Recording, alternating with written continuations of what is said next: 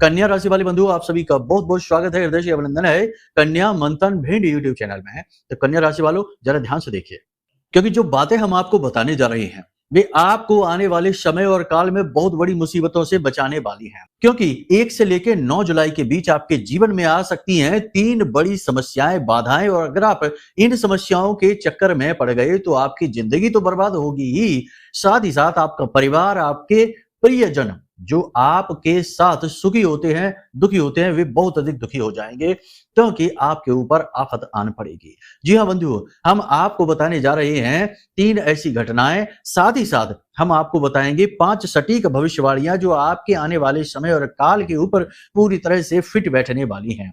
इसी के साथ साथ हम आपको बताएंगे कि क्यों ऐसा होता है कि जब कोई शुभ भविष्यवाणी की जाती है, ग्रहों की शुभ चाल की बात की जाती है, तो आपके ऊपर उसका कोई प्रभाव नहीं दिखाई देता।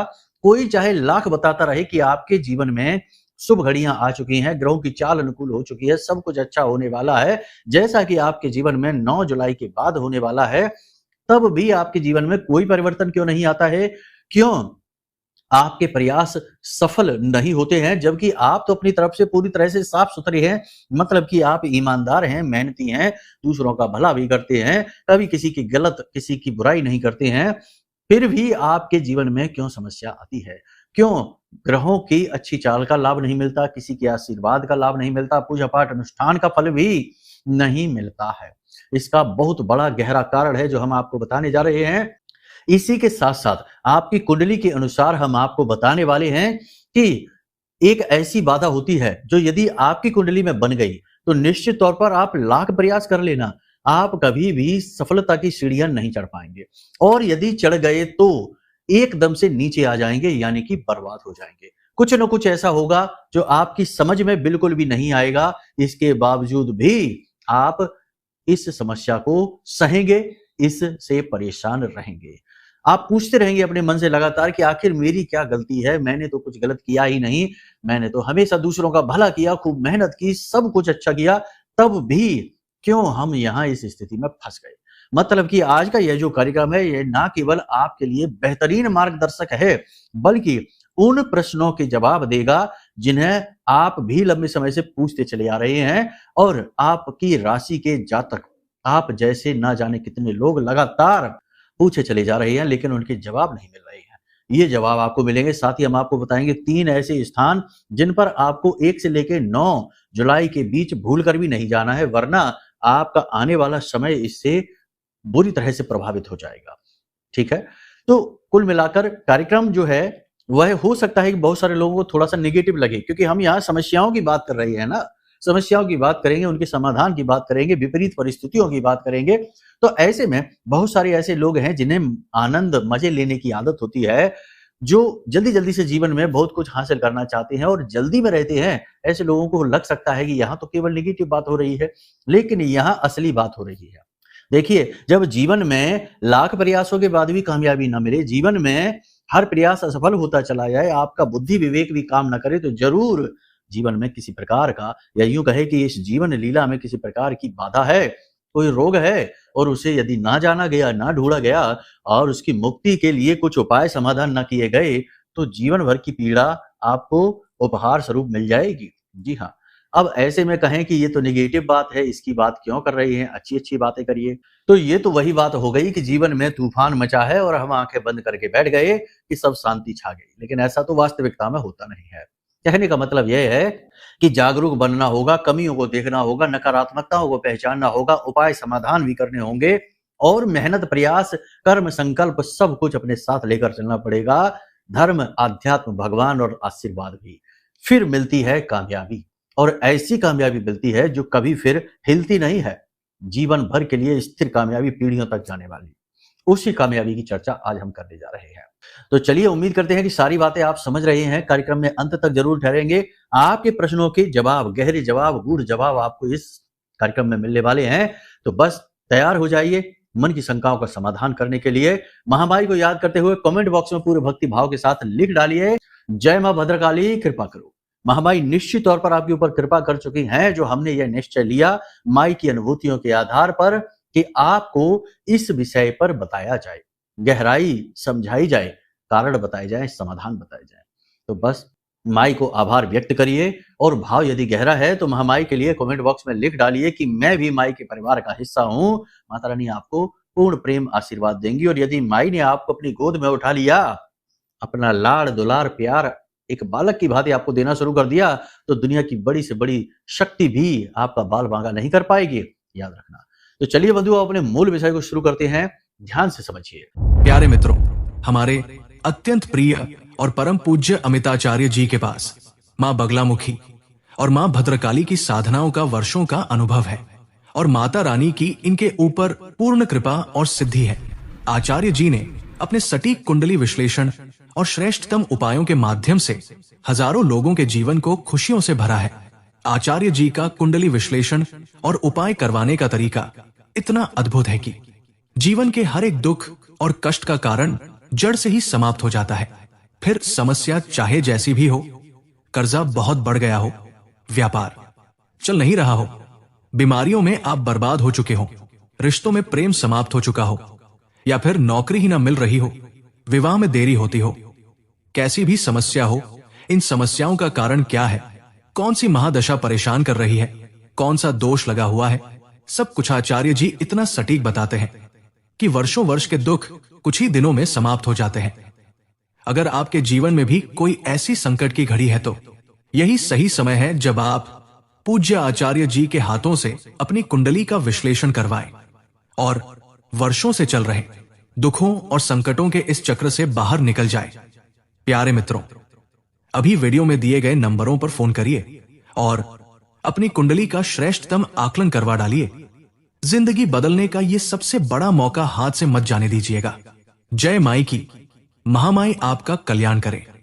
सबसे पहले आपको बता दें कि 1 से लेके 9 जुलाई के बीच में आपको 4 बड़ी सावधानियां रखनी है। जी हाँ, सबसे पहली सावधानी, अपना पैसा किसी को नहीं देना है, किसी हालत में नहीं देना है, मदद के बहाने नहीं देना है, किसी का कर्जा चुकाने के लिए, किसी की मदद के लिए, किसी का खर्चा चलाने के लिए, किसी भी कारण से किसी को नहीं देना है। केवल और केवल दान में इस पैसे का प्रयोग करना है। ये समय कठिन है, आपके जीवन में अभी कठिनाई का दौर चल रहा है और इस कठिन दौर में आपका सबसे अच्छा मित्र धन ही बनने वाला है। जी हाँ, तो आपको अपने धन को, अपने पैसे को छुपाकर, बचाकर, दबाकर रखना है। ये बहुत आवश्यक है। अपनी जरूरतों का ख्याल रखिए, लेकिन बिल्कुल फिजूल खर्ची नहीं, किसी की मदद नहीं, कोई समाज सेवा नहीं। दान करना है बस मंदिर में जाकर, वो एक धर्म का हिस्सा है। वो आपके आध्यात्मिक पथ को उन्नत करेगा, आत्मिक विकास करेगा और आपके जीवन में ईश्वर की कृपा, आशीर्वाद लेकर आएगा। उसे आप जरूर करिए, ठीक है। तो पहली सावधानी ये कि पैसे को पकड़िए, उसे बचाइए। दूसरी सावधानी आपको रखनी है कि अपनी सेहत का विशेष ख्याल रखिए। लिख कर रख लीजिए कि अगर आपने समय पर खाना, समय पर पानी और उल्टी सीधी चीजें, है ना, खान पान का ध्यान न रखा, उल्टी सीधी चीजें खाई, या फिर जरूरत से ज्यादा थिंकिंग, अपनी सेहत पर इनका भी बुरा प्रभाव पड़ता है कि जरूरत से ज्यादा सोच विचार में ही डूबे हैं। नींद का समय है लेकिन सो नहीं रहे हैं, विचारों में खोए हैं। खाने पीने का समय है लेकिन खाना पीना नहीं खा रहे हैं, काम में व्यस्त चल रहे हैं। सब कुछ जरूरी है लेकिन अतिशयोक्ति सर्वथा वर्जते। अति किसी भी चीज की अच्छी नहीं, काम की भी अति, खान पान की अति, अच्छी से अच्छी चीज की भी अति वर्जित है। तो आपको तालमेल बनाना होगा। और सबसे महत्वपूर्ण बात कि अपने जीवन में योग, प्राणायाम, अध्यात्म को शामिल करना ही होगा। ये मंगल का वर्ष है और इस समय तो देखा जाए तो मंगल केतु के साथ युति में है, तो पाप ग्रह से पीड़ित चल रहे हैं मंगल, और ये अच्छी स्थिति नहीं है। ये स्वास्थ्य आपका जरूर खराब करेगी। शरीर में भारीपन, आलस, थकान, तनाव और सिर में भारीपन, ओवरलोड जैसा महसूस आपको होगा। जी हाँ, एक बात और कि आपके मन पे एक जुनून सा सवार रहेगा, कुछ विशेष लय, एक धुन सी आपके मन में फंसी रहेगी कि कुछ करना है, कुछ करना है, और विचारों की इस लय धुन में आप खो भी सकते हैं। अपनी सेहत के बारे में लापरवाह हो सकते हैं। जरा सी लापरवाही बहुत महंगी पड़ेगी, आपको हॉस्पिटल तक पहुंचा देगी। याद रखना, तो आपकी सेहत बहुत महत्वपूर्ण है। पहला सुख है निर्मल काया, दूजा सुख है घर में माया। तो पहला सुख प्राप्त करना है, दूजा सुख धन है, उसे बचा कर रखना है, पकड़ कर रखना है। तीसरा, किसी भी व्यक्ति से विवाद नहीं करना है, झगड़े की नौबत आने नहीं देनी है, उसके व्यक्तिगत जीवन में हस्तक्षेप नहीं करना है, जरूरत से ज्यादा उसे सलाह नहीं देनी है, किसी भी प्रकार से किसी भी व्यक्ति के साथ जरूरत से ज्यादा चर्चाएं, बात विवाद नहीं करना है, वरना समस्या में आप फंस जाएंगे। लोग अक्सर यही करते हैं कि आपको बुलाएंगे, आपसे सलाह मांगेंगे, फिर आपकी सलाह का उल्टा सीधा मतलब निकालेंगे। आपने कई बार ये किया है कि अच्छे के लिए लोगों को कोई बात कही, लोगों ने उसका उल्टा ही मतलब निकाल लिया। अच्छे के लिए लोगों की मदद की, लेकिन उस मदद का भी लोगों ने उल्टा सीधा मतलब निकाल लिया।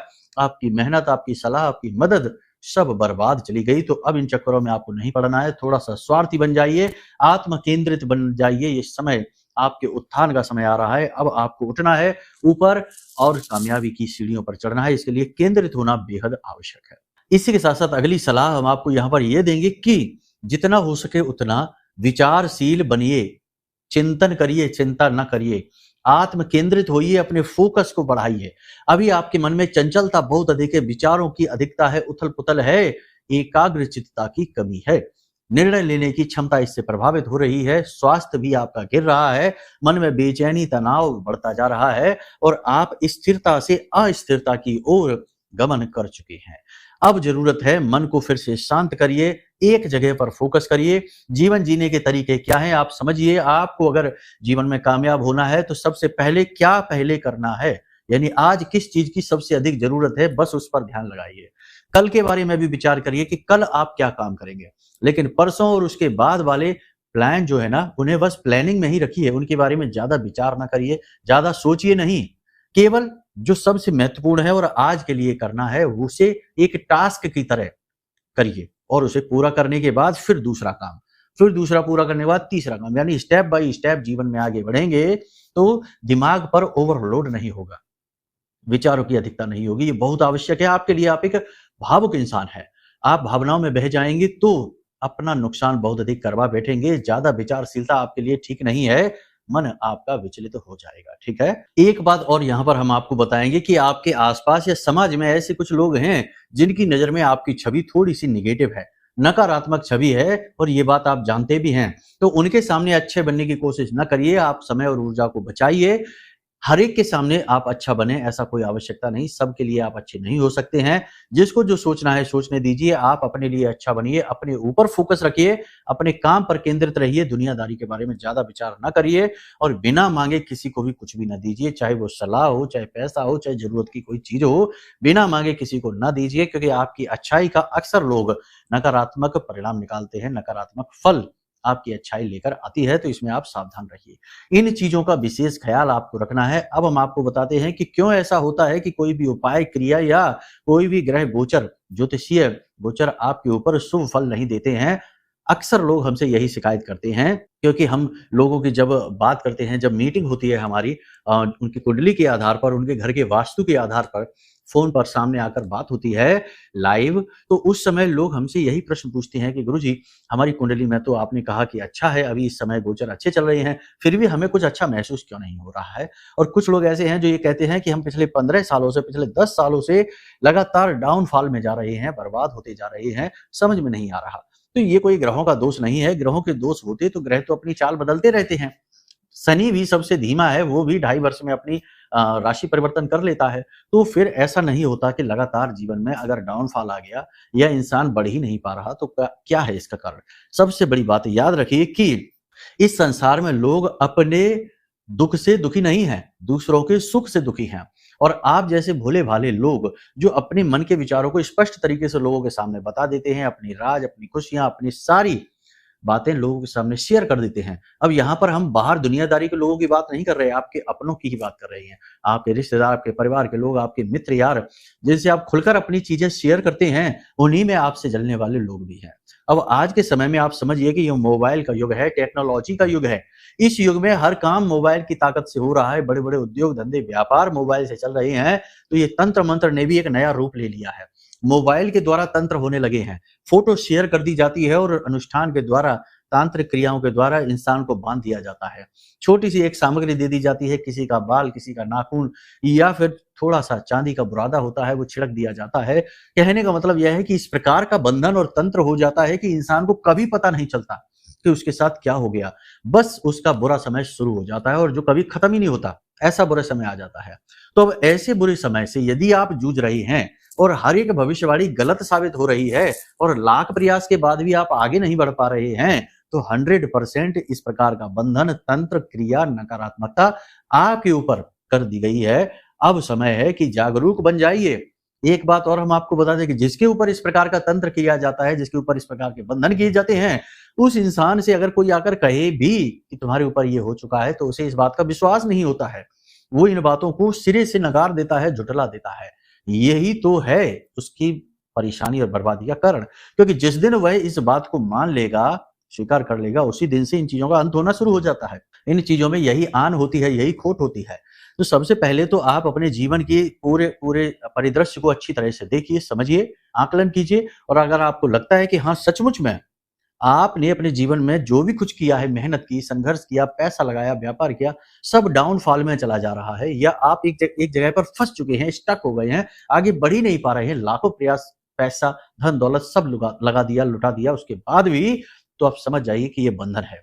आपको ये कभी आगे बढ़ने नहीं देगा। ग्रहों की दशाएं तो बदलती रहती हैं। कहा जाता है ना, एक हमारे जिन्होंने हमसे मीटिंग की थी, उनकी कुंडली हमने देखी थी, उन्होंने भी कहा कि गुरुजी, हम तो पिछले 10-12 साल से परेशान हैं, आज तक कभी अच्छा समय ही नहीं देखा। आखिर ये कैसी ग्रहों की बाधा है जो पीछा ही नहीं छोड़ रही है? आखिर खराब घड़ी भी दिन में 2 बार अच्छा समय दिखा देती है, हमारे जीवन में तो अच्छा समय ही नहीं आ रहा है, ऐसी क्या बात है? तो उनको भी हमने ऐसे ही समझाया जैसे आपको हम समझा रहे हैं। नेगेटिविटी है, जलने वालों के द्वारा किया गया तंत्र है, क्रियाएं हैं, बंधन है, समझिए आप। और बंधन करने के लिए कोई बड़ा महान तांत्रिक होने की आवश्यकता नहीं है। एक-एक रात में प्राप्त की गई सिद्धियां बंधन करवा देती हैं। सिर्फ एक रात की साधना में सिद्धियां ऐसी हासिल हो जाती हैं, प्रेतों की, पिशाचों की सिद्धियां हैं, जो कि किसी के जीवन को बर्बाद करने के लिए काफी है। बंधन किया, ठीक है। लोग पैसे कमाते हैं इससे, 50-50 हजार रुपए, 25-25 हजार रुपए लोग लेते हैं एक छोटा सा बंधन कराने के। आप समझिए, ये खुला मार्केट है आज के समय में। लेकिन बात बस यही है कि आपको इन चीजों के बारे में कभी पता नहीं चलेगा, क्योंकि आपके विचार ही ऐसे नहीं है। कभी आपने इस प्रकार से सोचा ही नहीं, इस चीजों को देखा ही नहीं इस दृष्टि से, इस वजह से ये चीजें हैं। तो आपने समझ ली ये सारी चीजें। अब आपको करना क्या है? सबसे पहली चीज, हम हमेशा यही कहते हैं, फिर से यही कहते हैं कि आपके ऊपर क्या बंधन है, क्या नकारात्मकता है, क्या क्रिया है, तांत्रिक क्रिया है, कभी आप पता नहीं लगा सकते, कोई भी पता नहीं लगा सकता। ठीक है? लोग चाहे अनाप-शनाप बातें क्यों ना करें, क्योंकि आजकल ये भी प्रपंच चल रहे हैं। कोई कह देता तुम्हारे ऊपर पिशाची शक्तियाँ हैं, कोई कह देता मसानी क्रिया है, कोई कह देता है तुम्हारे ऊपर योनि तंत्र है, फलाना, तमाम सारी बातें हैं। लेकिन ये बता पाना संभव ही नहीं है, ठीक है ना? कि कौन-सा बंधन है, कौन-सी क्रिया है। हाँ, कोई पिशाच है, कोई प्रेत है, तो ये ज़रूर दिख जाते हैं, बताए जा सकते हैं, परंतु क्रियाओं के विषय में बता पाना। तो सबसे बड़ी बात ये है कि फिर करें क्या? तो करना क्या है, आप समझिए कि अपना सुरक्षा कवच मजबूत करिए। जब बीमारी क्या है ये ना पता चले, तो अपनी इम्यूनिटी को बढ़ा लेना ही एकमात्र उपाय है, ठीक है ना? जैसे कुछ रोग ऐसे आए हमारे समाज में पिछले समय और काल में भी, 2020 में जैसे आया, कोविड आया, तो बीमारी क्या है, वायरस क्या है, उससे बचने का कोई उपाय नहीं है, तो अपनी इम्यूनिटी को बढ़ा लो और थोड़ा-सा संभल कर रहो, यही एक तरीका है। मतलब कि जनसंपर्क में कम से कम रहो, किसी के साथ बैठकर खाना ना खाओ, किसी के द्वारा दी गई चीज़ों का उपयोग कम करो, ना ही करो तो ज़्यादा बेहतर है। खान-पान में बहुत अधिक सावधानी, यानी सावधान होकर, सतर्क होकर रहिए। हमेशा अपना ही इंसान छल करता है, जहाँ विश्वास होता है वहीं विष का वास भी होता है, ये याद रखना है। तो इन चीज़ों को दिमाग में रखिए, किसी पर अंधविश्वास न करिए।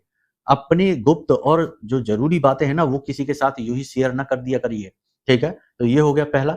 दूसरा, माँ बगलामुखी की शरण में आ जाइए। इस कलयुग में माँ बगलामुखी से बड़ी प्रचंड शक्ति कोई नहीं है, जो जल्द से जल्द जातक की रक्षा करती है, बाल का कवच निर्मित करके जातक के जीवन से हर नकारात्मकता को काट डालती है, भगा देती है।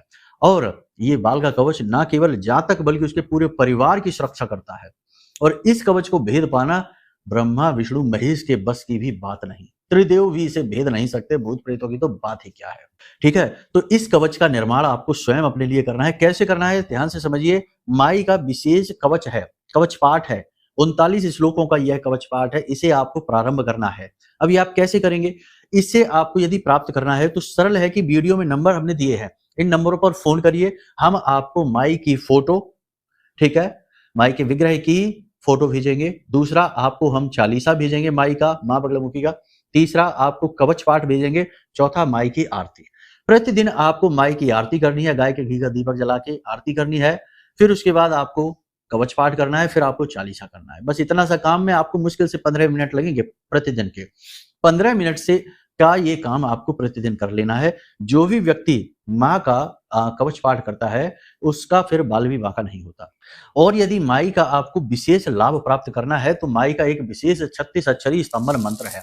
इस मंत्र को भोजपत्र पर शनिवार के दिन करना है ये क्रिया, ध्यान से समझिए। शनिवार के दिन भोजपत्र पर इस कवच को, इस मंत्र को लिख लीजिए और इस मंत्र को आपको 9 बार लिखना है। उसके बाद माई के चरणों में इस भोजपत्र को रख दो। उसके बाद पीले धागे से इस भोजपत्र को लपेट कर एक लंबा आकार दे दो। फिर पीले कपड़े में लपेट कर इसे अच्छी तरीके से और अपनी भुजा पर बांध लो, अपनी भुजा पर बांध लो, ठीक है। पुरुष है तो दाहिनी और स्त्री है तो बाएं।